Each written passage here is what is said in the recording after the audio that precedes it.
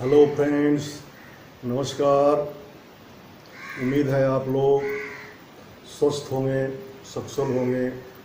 इस वर्तमान कोविड-19 के तनावमय वातावरण में आपका संतुलन बेहतर होगा, इम्यूनिटी सिस्टम अच्छा होगा और आप इस संकट की घड़ी से भी हम और आप सभी लोग बेहतर तरीके से निकल जाएंगे। एक बार पुनः मैं Yogesh Kumar Tripathi, teacher and motivational speaker, आपके अपने यूट्यूब चैनल आदर्श स्टडी पॉइंट पर आपका हार्दिक अभिनंदन कर रहा हूं। एक कुछ लंबे अंतराल के बाद हम पुनः संबोधित हैं। इधर कुछ दिनों से जब से श्री राम जन्मभूमि का फैसला आया है, तब से विभिन्न पत्र पत्रिकाओं, समाचार पत्रों में ज़्यादा चर्चा राम राज्य या भगवान राम, प्रभु राम के चिंतन की रहती है। मैं भी उसी बारे में सोच रहा था कुछ दिनों से, तो कुछ विचार मेरे मन में आए।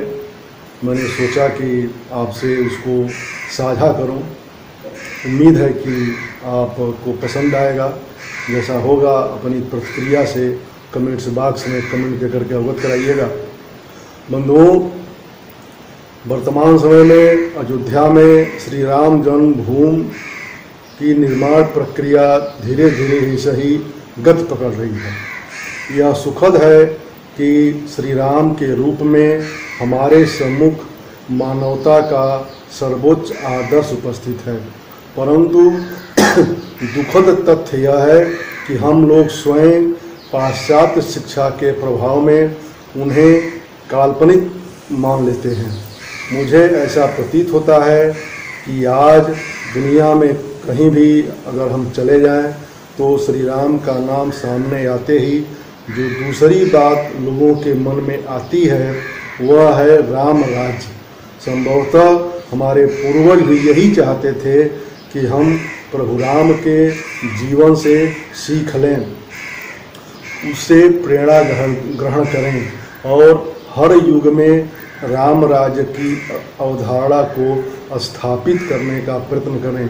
उन्होंने केवल परिवार, समाज के लिए ही नहीं बल्कि अपने संपूर्ण परिवेश की भलाई के लिए कार्य किया था। प्रभु राम कर्तव्य पथ पर सदैव गतिमान रहे और उस मार्ग पर आने वाली हर परिस्थिति को गले लगाया, चाहे वह अच्छी परिस्थिति रही हो चाहे बुरी परिस्थिति रही हो। उन्होंने हमें यह बतलाया कि उतार चढ़ाव जीवन का अंग है और यदि संकल्प बल मजबूत हो तो बड़ी से बड़ी आपदा का सामना किया जा सकता है।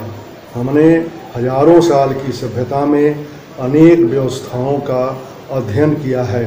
हमें अवसर मिला है कि हमने अब तक अनेक व्यवस्थाओं का हमने अपने अध्ययन के क्रम में अध्ययन किया है, परंतु जिससे उस अध्ययन से हमें यह बात ज्ञात होती है कि अन्य व्यवस्थाएं जहां समय के साथ काल के गर्भ में प्रवेश कर गई, वहीं श्री राम की व्यवस्था हमारे मानस पटल पर अवधि विद्यमान है।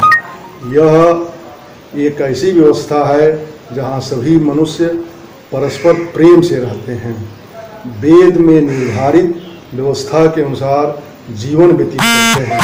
दैहिक भौतिक ताप है जरूर, परंतु कोई भी व्यक्ति उससे प्रभावित नहीं है, सभी लोग उससे बचे हुए हैं। आधुनिक मार्क्सवादी विचारधारा जो समाजवाद की है, जिसमें सर्वहारा वर्ग के कल्याण की बात की गई है, उससे अधिक उसकी अपेक्षा उससे अधिक राम राज्य में शांति और सुख का जीवन लोग व्यतीत कर रहे हैं। परंतु दुखद यह है कि हमने राम के चरणों को पकड़ा, उनकी पूजा की, परंतु उनके आचरण को अपने जीवन में नहीं उतारा। शांत, सौम्य, गंभीर प्रभु श्री राम ने कभी अपना संतुलन नहीं खोया। उनकी एक बहुत बड़ी यह विशेषता दिखलाई पड़ती है। उन्होंने कभी भी किसी भी परिस्थिति को अपने ऊपर हावी नहीं होने दिया तथा प्रत्येक परिस्थिति में दृढ़ता बनाए रखी। आज इस कोविड-19 के अनिश्चितता और संशय से भरे वातावरण में जब सभी लोग स्वयं और भ्रम के भंवर में उलझे हुए हैं, उस समय प्रभु राम के कर्तव्य पथ पर अडिग रहना हमारे लिए प्रेरणा प्रदान करता है।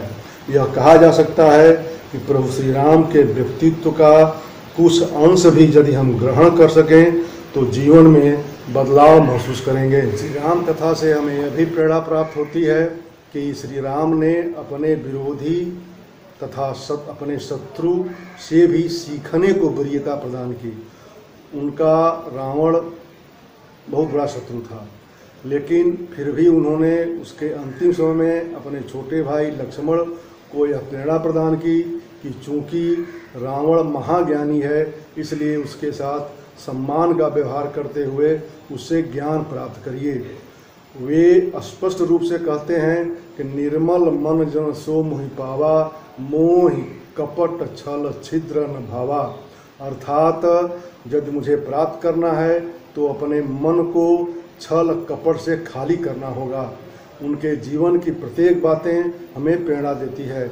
जैसे हमें अपना संकल्प दृढ़ रखना होगा, यदि ऐसा हो तो समाधान की कमी होने के बाद भी विकट परिस्थितियों में हमें विजय प्राप्त हो सकती है। एक युवा मन ने जिस प्रकार वनगमन के फैसले को सहर्ष स्वीकार कर लिया तथा शोकाकुल माता पिता एवं अन्य परिजनों को ढांढस बधाया, वह अनुकरणीय है। उन्होंने कभी भी अपने जीवन में अनुचित भाषा का प्रयोग नहीं किया, सभी का स्वागत मुस्कुरा कर करते थे। कभी भी उन्होंने यह याद नहीं रखा कि उन्होंने उनके साथ कैसा व्यवहार किया। वे सबके प्रति प्रेम का भाव रखते थे। उन्होंने कभी भी अपनी सोच संकुचित नहीं की। पूरी मानव जाति के कल्याण के बारे में उन्होंने सोचा। बंधुओं, हमें उम्मीद है कि आपको ये विचार अच्छे लगे होंगे। जैसी आपकी प्रतिक्रिया हो मुझे अवगत कराइएगा। और एक बार पुनः आपसे आग्रह है कि इस चैनल को सब्सक्राइब न किए हम सब्सक्राइब कर दीजिए, लाइक आइकन बटन दबा दीजिए, अधिक से अधिक शेयर करिए। प्रणाम।